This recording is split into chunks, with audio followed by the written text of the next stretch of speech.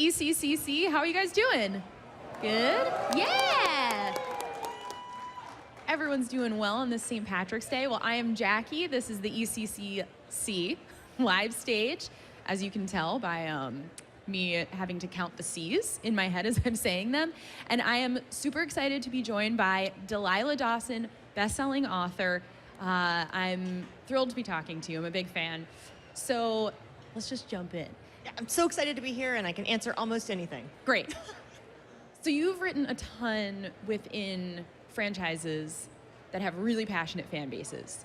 Phasma is the one that comes to mind, Star Wars. So what is that like, writing for people who have a really strong connection already to what you're working on?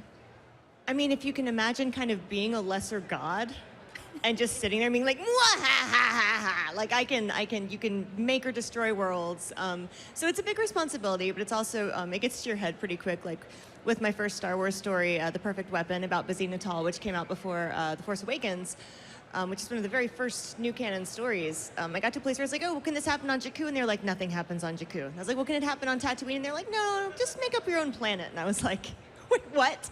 That's so cool. Make up a planet. And I was like, yeah. So like the whole day I just walked around going, you know, because you have to like find some word that means nothing. Yeah. But yeah, you start naming planets and you're like, oh, I'm gonna make some animals next. Yeah. Some people. I'm creating worlds within worlds. Worlds within worlds. That's awesome. Do you how much do you have to put aside when you're, because writing is already such a difficult act in and of itself, but do you have to just sort of forget that you're writing within this kind of, it's always a tradition, but that you're writing within this series, for lack of a better word, that you are falling somewhere in a canon? Or are you like always carrying that with you? Well, I think for a lot of us, Star Wars isn't a series of books and movies. It's real history that happened, and it's legit. Like, I know I care more about Star Wars than about like William Henry Harrison and the history of our country. Like, I'm here for Star Wars. I don't know about all those guys in America. Yeah. So like Star Wars is real to me, but they give us such short time spans to write the books. It's not like you have 3 years to like, oh, I wonder what I'll do today. Instead, you're like, well, I have to write 4,000 words today, or I have to write 8,000 tomorrow. So it goes very fast, but I listen to the soundtracks, and like for Phasma, I listen to the Mad Max Fury Road soundtrack a lot because that's what Phasma feels like. It's kind of Mad Max in Star Wars. Yeah. So it's all about getting in the groove. But the one I'm working on now, Star Wars Galaxy's Edge Black Spire, which will be out this September in conjunction with Disneyland's Galaxy's Edge. It's a different kind of book. So I have some different kind of soundtracks than I did for Phasma. So even within Star Wars, different books have different feelings. Yeah, can you talk a little bit about the process of, does someone call you and say, hey, you're writing Phasma and it's due in 3 months? What is that process like? Well, you know, with the first one, with The Perfect Weapon, I just got an email from my agent called, I'm about to blow your mind right now. That was the subject line? That was the subject line. Oh, like, that I've could really saved go it. either way. It's like, do I open this now? Do I have a glass of wine first? Like, Well, the sad thing is, like, we were on this certain small road in the town we lived in at the time, and every time thereafter that I was on that road, it was like a dog that had been conditioned to hear the bell. I'd get on the road and be like, well, I'm going to get a lottery ticket while I'm on this road. I get, like, no email and be like, oh. But yeah, so it could come as an email. Now that I know my editors better, there's, like, you know, maybe a little earlier, I'm like, we might be talking about a thing that we might be doing a thing if you kept your schedule open. And I'm like, yes. Like, I don't even know what it is. Just yes. They could be like, it is a proctology exam for Jabba the Hutt. And I'd be like, yes. yeah, yeah. It's interesting that you say that you were listening to Mad Max, because I'm going to mispronounce the planet. Can you pronounce it for me, that Phasma is on? Where she's from. Her planet? Yeah. Parnassos? Parnassos, okay. Yeah, that whole book, I kind of like stole from the Greek mythology of the Muses and Parnassos. So yeah, okay, changed a couple letters. I was gonna ask, so Mad Max, Greek mythology, those were the influences that went into Greek. In my head, I was pronouncing it Parnassos, which is wrong. So I'm glad I know now. There's only like 10 people that live there. Nobody's gonna shut you down on it. You can call it whatever you want. That's true, actually, yeah. If I could be the 11th and decide that that's how I'm pronouncing it. So those were some of your influences that you were drawing from and writing that in that book. Like there's a place called Eratu that's based on Erato, and there's a Clio station. So it's like I was playing with the muses. Cool. So how much is there outside input when you're creating something? How much do you have executives or whomever saying, well, actually you can't do that, or oh, we'd envisioned Phasma behaving a little bit more like this or that, or are you really free to say, nope, this is really what I see? It's a really organic process where you can't go too far without some gentle course correction. So, you start out talking about what you want the book to do, like almost like the theme, the heartstrings of it, what you want, which of course is, kind of Mad Max into Star Wars. You want to find out with a character like Phasma that we know so little about, the kind of crucible that she was forged in, how she became the person she did. At the time, we didn't technically know why she had let down the shields on Starkiller Base, so the book was supposed to answer that question of like, she's not working for the Resistance, she's not secretly a good guy, she's not a coward, she's out for number one. So the whole book was set to explain how she became that person and the other actions she had taken that brought her to being Phasma. Cool. So this is some of the magic of being at the con. You actually met Gwendolyn Christie, who plays... I know, I had the same reaction. She was up here talking about Game of there we Thrones. are! Yeah, Oh my and God. the image is right there. Can you see like the eye line? Like you can see we made a connection. Yeah, It's there. So how much did you have her performance and interpretation in mind when writing the character? I actually had gotten to go to the Lucasfilm offices in San Francisco and read episode 8. What? How many papers did you have to sign? A lot. It was like that big. Well, the funny thing was, they go and they take you and they have a secret coffee shop in their offices called Java the Hutt, and they give me like a 30-ounce drink, and I'm like, oh, this is very nice. And they sit me down in an office, and they hand me the script, and it's on red paper with watermarks, and you're not allowed to have any tablets, phones, nothing you could take a picture with. And they're like, okay, well, you're reading this. If you have to use the bathroom, you have to go down the hall and check it out with that guy, and it goes in a locked drawer. And I'm like, okay. So I get like 20 pages in, put down my empty drink cup, look, and the guy's gone. No.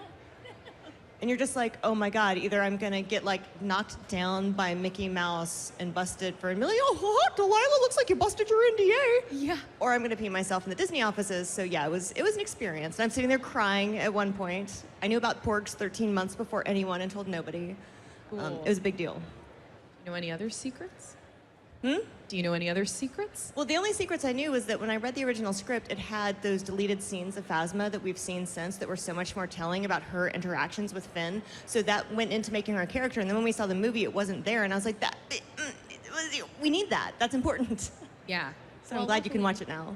Yeah, luckily we get to see it all now. So I want to talk a little bit about Kill the Farm Boy.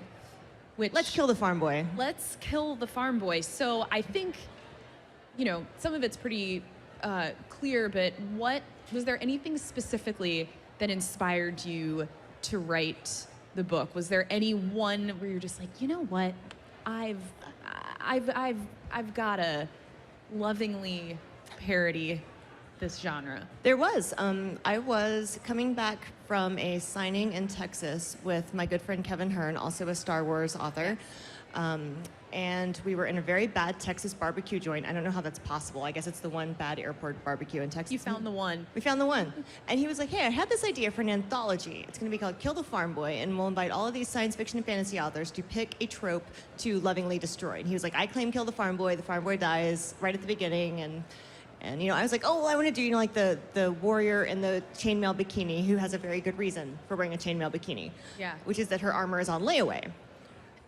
So we tried to do this, we sent out emails, we got people lined up, and then we realized how much work it is hurting authors, and then you have to cut your advance into 30 chunks for people. And I was like, what if we just wrote this you and me, and then we only have to write half a book, and we're very lazy, so we did that. But that was the whole idea was him saying, let's kill the farm boy. Yeah, why not? Let's kill In which, if you're interested in this, Kill the Farm Boy, they say it's kind of like Discworld meets The Princess Bride. It's kind of very punny. But at 2 o'clock at Delray booth 2215, I am signing free copies Oh, really? of Kill the Farm Boy, of paperbacks. Because book 2, No Country for Old Gnomes, is out in April. Is that really what it's called? And book 3 is The Princess Beard. Oh, that's very funny. In my head, I'm like, can I push my flight? So do you have a list somewhere of just different science fiction fantasy tropes? Did you guys sit down and just write out, 50 different things that you have to parody, satirize? We didn't actually have to because Diana Wynne Jones wrote the fantasy guide to Fantasyland, or like she's written a little kind of guidebook style trope book of fantasy tropes. So it's like you get to a chapter and we would have it outlined to 30 chapters. We actually outlined the Princess Beard at Emerald City Comicon last year. That was a lot of spam, Masubi, and hurricanes, and it shows. But so you get to a chapter and think, okay, well, this is what I have to accomplish. What trope can I demolish? So we did like, well, the elves aren't beautiful and lofty. They are jerks, pranksters. Yeah. That sort of thing. The halflings aren't noble. They just like to eat a lot, and they're kind of like skeevy back alley hustlers.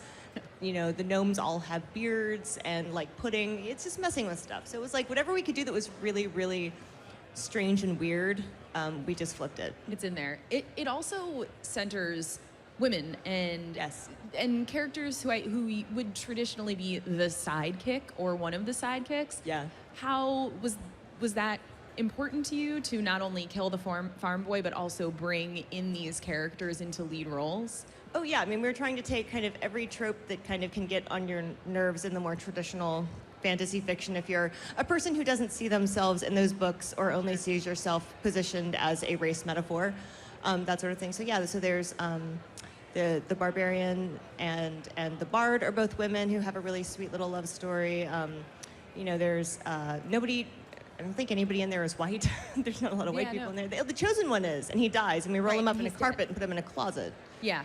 And the main. He's very deliberately killed, rolled up, put away, and the story moves on. Which we have to keep mentioning that in every book just to remind people, like, the chosen one's dead, y'all. He is dead, and we're all fine. So, yeah.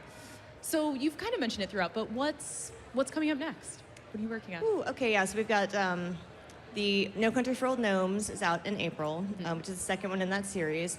I'm writing Marvel Action Spider-Man for IDW and Marvel right now. So issue number 2 just came out, so issue 3 should be out in a bit. My creator-owned comic Sparrowhawk with Boom Studios. It's kind of like Victorian Fairy Fight Club, like if Alice in Wonderland was very violent. Cool. We're looking at wrapping up that series with number 5 coming up this month.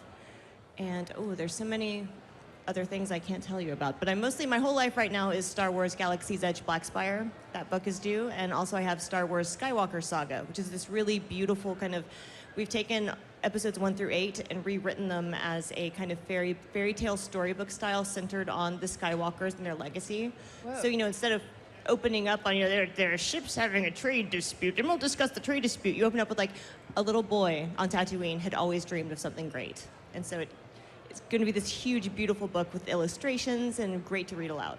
So what is that process like? Taking not just something that people are incredibly passionate about, but taking the actual material and adapting it to a different genre. The most interesting thing was that even as a Star Wars fan, we have our favorite movies and we catch one here, one there, but it's very rare that you watch them all in 1, 2, 3, 4, 5, 6, 7, 8 order. Really, where I watched 1 3 or 4 times and 2 3 or 4 times in order, and you start to see all of the echoes and the very deliberate things that were put there. And I've never watched it that closely since I became a mother with a rebellious blonde son. And so I'm like, this is really good. I don't know what's this. It's getting too close to home. Yeah, I know what's coming. I know what's going to happen. Yeah. So yeah, it was fascinating, but it was super fun to leave out the parts that, I think like a child. So I'm always like, oh good, we don't have to mention the trade dispute at all. Newt Gunray is barely on the page. We're all talking about the people and the heart and the force and the heartstrings of the whole story. How hard is it? So you mentioned Star Wars and Spider-Man Marvel. Yeah. So how difficult is it in your day-to-day life not to talk? I would imagine that you can't share too many specifics on what exactly you're working on, who you're working on it with. Yeah. Is that challenging? Is it sort of inspiring and fun to have Oh, it's these super secrets? fun.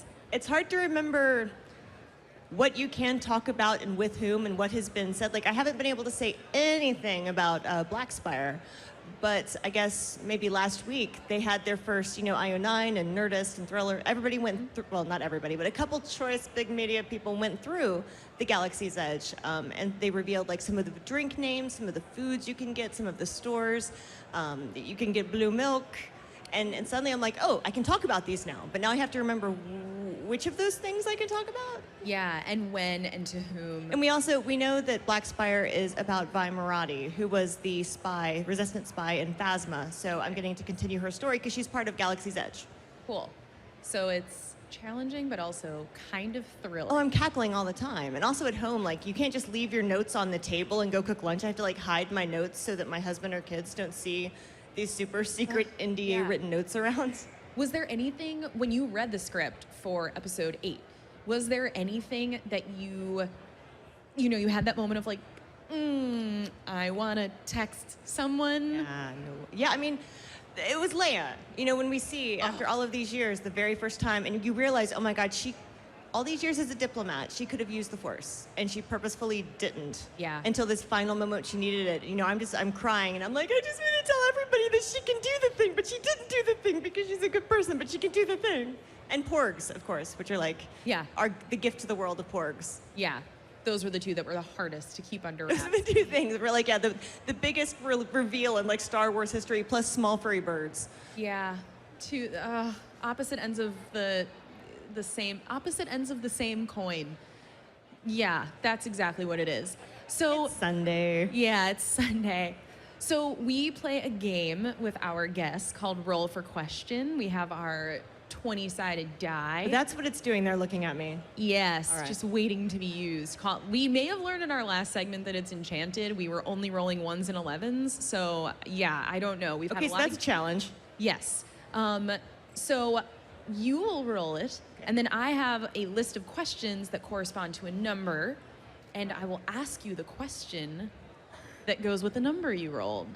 So do you want to go ahead? We're doing this? Yeah, give it a roll. I was going to say, there's no plinko, so this must be what we're doing. Yeah. 6? 6. Okay, as long as it's not a 1 or 11, I feel safe. Who would play us in the big budget movie version of this conversation? Oh, man. We get to cast. Cast you and me in the conversation? Yeah. And I think we can cast whoever we want. Okay. In the big budget version. Well, see, the thing is, I would probably cheat at this point in time. Like, I would want to see the guy who plays Klaus from the Umbrella Academy play me, just because I would watch him act anything. Okay. Like, I'd be like, make some eggs. You're going to be real entertaining. So I would be like, that's not me at all. But at the same time, I'd just rather watch him be weird. Yeah. So Yeah. So he's playing you. Yeah. Do I cast myself? I don't know. I guess like I'd have to be like. Well, okay, if that's, maybe I'll cast myself as, who's the most sort of... Robert Sheehan, that's his name, Robert Sheehan. Bless that boy. Who's the most like prim and proper kind of, I'm thinking of like... Emily Blunt? Oh, Emily Blunt, yeah. Mary Poppins. Great. I can see that. Yeah, I love it. Okay, so Emily Blunt and the guy from Umbrella Academy. I would pay however much movies cost now. That's all the posture is over there. Yeah. And then all the like slinky falling over is over here. Yeah, so we've balanced the frame as though I know what that means. All right, do you want to roll again? Okay. Yeah. 18. 18, ooh. It's a saving roll, we're good. Ooh, you're in a huge Game of Thrones medieval battle. What's your weapon of choice? Weapon of choice in a Game of Thrones medieval battle. I know. It could be. I mean, is a dragon a weapon? Like, I think. Yeah, dragon is a weapon. So Yeah. I'm riding a dragon, but I also have a bag that's full of smaller dragons that I can like lob like bombs. Like it's a whole kind of dragon theme. We're getting a lot of nods and thumbs up from the audience that suggest, yeah. You guys like the bag of dragons. And then there's Yeah. another bag of eggs, and if you hate people, you can hit them with the eggs, and it's like, Yeah. So dragon is both a friend and a weapon. We also have eggs. sorry, dragons. Yeah, sorry, dragons, but we're hatching some of you on people's faces. Ew. Do you want to roll again? All right, okay. 12. 12. Ooh. What do you remember about the first con you ever attended? Well, I guess first, what is the first con you ever attended? My first con is like it's the sad story. So when my first book sold, it was called Wicked as They Come. It was a steampunk vampire romance. Cool. And I had never been to a con before in my entire life because I'm super shy and I'm an introvert. This is all fake. So I saw that there was a local steampunk con when I lived in Atlanta. So I sent them a message. It was like, hi, I just sold a book to Simon & Schuster, and I would love to come to your con and be a guest. And they were like, no. So I was like, undeterred, I was like, well, then could I come volunteer for you? And they were like, sure, you can come work for us for free, but you still have to pay for your badge. And I was like, okay. No. Yeah, I was only 32. I didn't know anything. Oh, So I show up in my little steampunk costume with my little steampunk hat, ready to make friends, and everybody knew everybody, and I didn't know what to do, and they put me in the green room. And this older dude who's an author kind of sidled up, and I'm cutting pineapple for the green room guests for the special people, and he was like, what do you do? And I was like, I'm an author. I just sold my first book. And he was like, oh, what is it? And I was like, it's steampunk vampire romance. And he was like, ugh. People like that are ruining the genre. Science fiction and fantasy isn't supposed to be about vampires and romance and women with their interior lives. And then he said, you're not worth the excrement on my boot. There's a triangle of authors, and there's real literature up here, and you're down here at the bottom. And I was volunteering, representing the con, so I just kind of kept cutting the pineapple, but like slightly more frustration. slicing it more than it needs to be. That's so. So that was my first frustrating. con. Was I got called a piece of doo-doo by an old man in a kilt. By an old. But my second con was so much better because my friend dragged me over to meet Norman Reedus at a bar. Oh, so So yeah, I got to hug Daryl Dixon. So like we're evensies, we're squaresies. huge upgrade. But no con has ever been that bad. Like I started so low. Every other con, I'm like, no one called me poop. Yeah, Doing so good today. that's so. I mean, we don't. But that's so shocking and frustrating that trying to put barriers around genre, something that is supposed to be intentionally we're exploring. Well, you know what? They're losing. Yeah. They're losing. Yeah, that is the important part. Is they are losing. Yeah. And I hope that guy didn't enjoy his pineapple. That you. I mean, there's probably like blood on it. I'm probably like going off the end of my pinky and Yeah. Good. rage. Good. So that is the memory from the first con. Let's roll again. What else can we dredge up from those tasty memory banks? Drag them all up. 20. 20. Ooh. Ooh. I love this question. Let's say it's Final Jeopardy. All the scores are tied. What do you hope the category is? Star Wars? Yeah, okay. Or Harry Potter. I'm good with Harry Potter. Ooh. Okay, so Star Wars or Harry Potter. Or Labyrinth. Could that ever be? I don't know if it's quite broad enough to be, maybe Labyrinths, and then it could be, Movies in which David Bowie messed up your childhood in a good way. yeah, I would like to see that Jeopardy category, yeah. Labyrinths, movies, Harry Potter, and Star Wars. So yeah, maybe fiction. I actually don't know what a Jeopardy final category is. So we'll go with fictional worlds. Great. I think we have time for maybe one or two All right, more. okay. You wanna roll again? That's a good one. 16. 16. Okay. Ooh, do ghosts exist? Oh, Have you yeah. ever seen one? I mean, I've had experiences. Yeah. Really? Well, we actually recently, I live in Tampa, and we have this really cool old haunted theater that's very haunted. There's like 3 or 4 well-known ghosts. So we had to go to like a casino wine night there for charity. And then my husband's like, well, let's stay at the haunted hotel next door that used to be the Tampa courthouse that also has ghosts.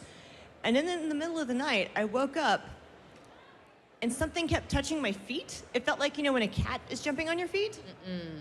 And I was like, you twitch away from it. And in my sleep, I was like, no, it's bad cat. Bad. And I woke up and I was like, did you feel? And he was like, a cat on your feet? And I was like, yeah. And the room was super cold and there was like a cat on our feet. And he was like, I don't think it was a cat. Well, here's the question. Do you think that it was the ghost of a human behaving like a cat, or was it a ghost cat?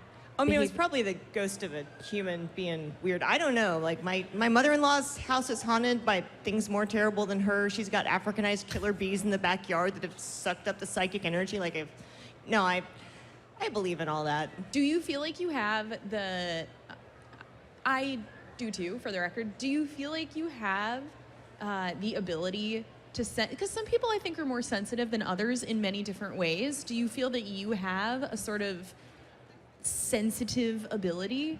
Again, Well, I mean, I have synesthesia. So, I have, a they don't call it a disorder anymore, but like my wires are crossed. Like I see colors and letters or numbers and letters with colors and feels. Like I don't like 5, it's this weird azure blue, and 2 is the color of like a tawny lion. Like I already have weird sensory stuff, so my brain's messed up. I've already had a brain tumor, so God knows what's going on in there. But I like the feeling. Like when I was a kid and we were driving, I would look in the forest and be like, I'm gonna see a unicorn one day.